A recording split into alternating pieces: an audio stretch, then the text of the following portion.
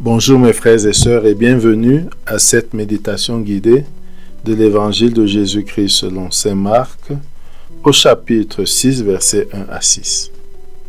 En ce temps-là, Jésus se rendit dans son milieu d'origine et ses disciples le suivirent. Le jour du sabbat, il se mit à enseigner dans la synagogue. De nombreux auditeurs frappés d'étonnement disaient: d'où cela lui vient-il? Quelle est cette sagesse qui lui a été donnée? Et ces grands miracles qui se réalisent par ses mains?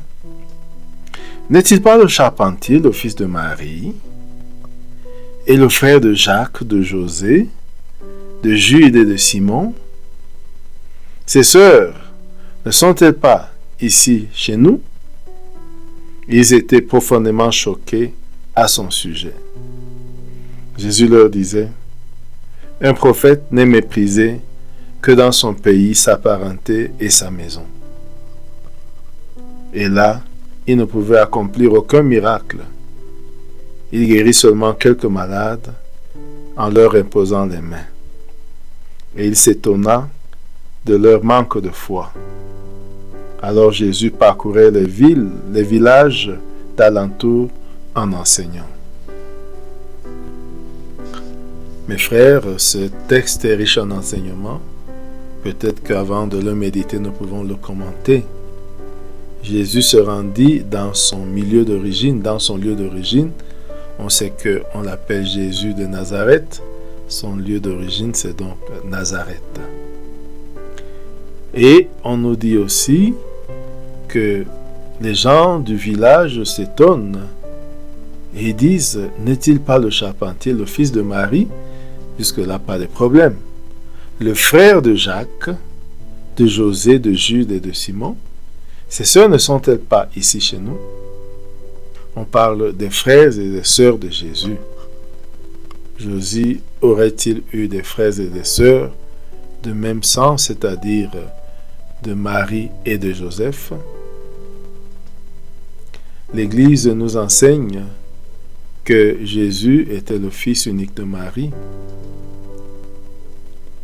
Alors pourquoi dire ses frères Jacques avec des noms Jacques, José, Jude et Simon, ses sœurs? Nous pouvons le comprendre à partir de nos langues africaines où le mot cousin n'existe pas, où quelqu'un de ma parenté est mon frère, ma sœur, mon père, ma mère. C'est cette explication qui est suggérée de que les frères et sœurs de Jésus sont les gens de sa parenté. Ceci dit, entrons en prière. Au nom du Père et du Fils et du Saint-Esprit. Amen. Prenons conscience de la présence du Seigneur.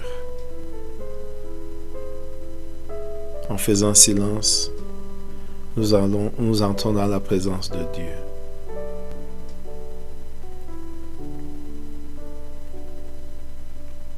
Et nous nous rendons présents à cette présence.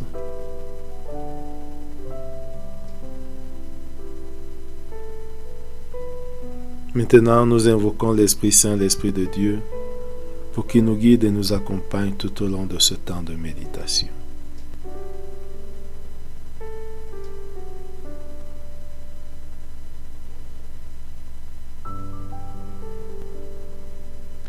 Demandons la grâce du jour, la grâce de croire en Jésus, la grâce d'avoir la foi en lui. Maintenant, lisons une deuxième fois le texte. En ce temps-là, Jésus se rendit dans son lieu d'origine et ses disciples le suivirent. Le jour du sabbat, il se mit à enseigner dans la synagogue. De nombreux auditeurs frappés d'étonnement disaient: d'où cela lui vient-il? Quelle est cette sagesse qui lui a été donnée? Et ces grands miracles qui se réalisent par ses mains? N'est-il pas le charpentier, le fils de Marie, et le frère de Jacques, de José, de Jude et de Simon, ces sœurs ne sont-elles pas ici chez nous? Et ils étaient profondément choqués à son sujet.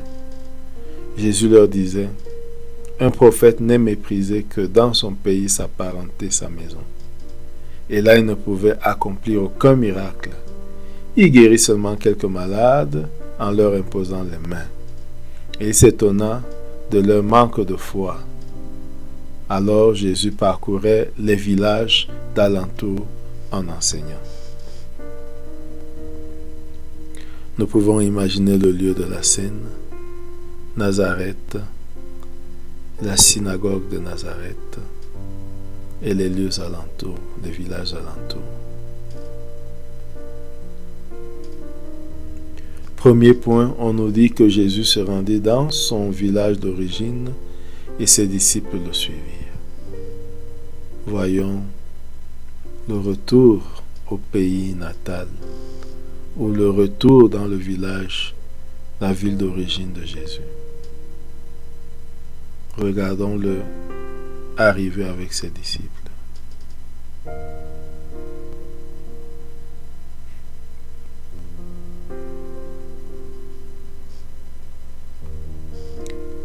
Le jour de sabbat, il se mit à enseigner dans la synagogue.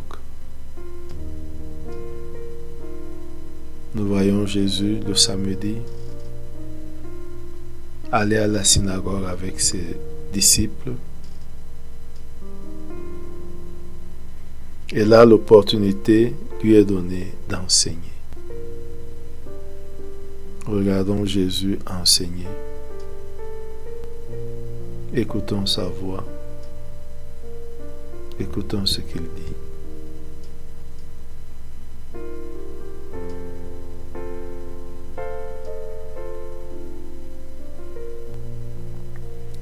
Et regardons la foule, les auditeurs qui, la plupart le connaissent et l'ont vu grandir, comment ils s'étonnent en l'écoutant. Et ils se disent entre eux, d'où cela lui vient-il? Quelle est cette sagesse qui lui a été donnée? Et ces grands miracles qui se réalisent par ses mains? N'est-il pas le charpentier, le fils de Marie, et le frère de Jacques, de José, de Jude et de Simon? Ces sœurs ne se trouvent pas ici chez nous? Essayons de vivre l'ambiance dans le village de Jésus.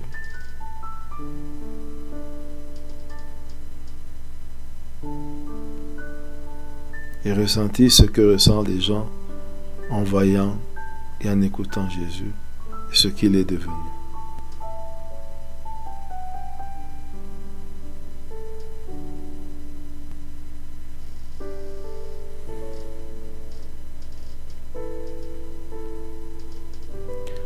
Nous pouvons imaginer que certains sont contents,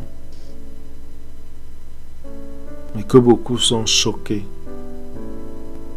presque jaloux et incrédules. Écoutons, regardons Jésus, écoutons Jésus qui les comprend.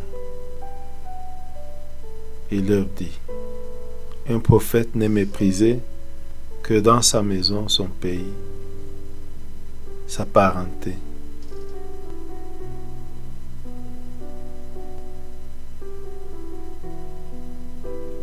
J'essaie de réfléchir à cette parole, peut-être à partir de ce que je sais.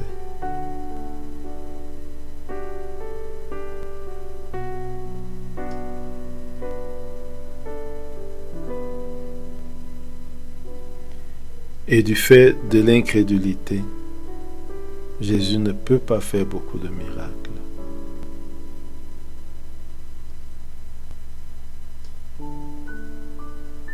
Réfléchissons sur la foi comme facteur de miracle et l'incrédulité, le doute, comme ce qui empêche le miracle dans nos vies.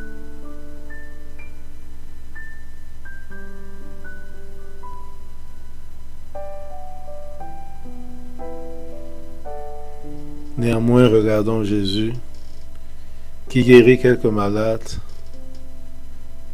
qui impose les mains aux gens pour guérir les malades qui viennent à lui dans son village. Juste quelques guérisons.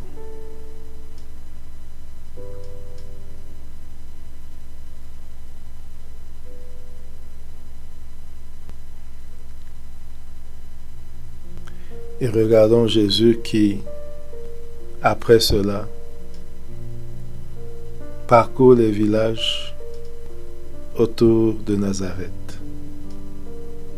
Chaque matin, il sort pour parcourir les villages autour et enseigner la bonne nouvelle du royaume.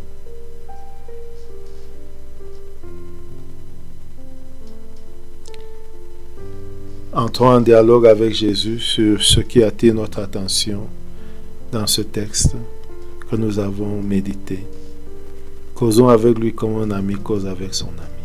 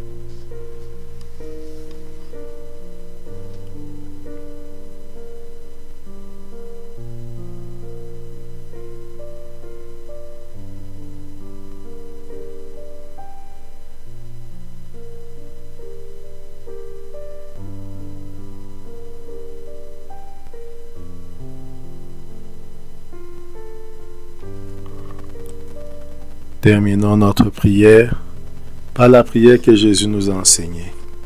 Notre Père qui es aux cieux, que ton nom soit sanctifié, que ton règne vienne, que ta volonté soit faite sur la terre comme au ciel. Donne-nous aujourd'hui notre pain de ce jour.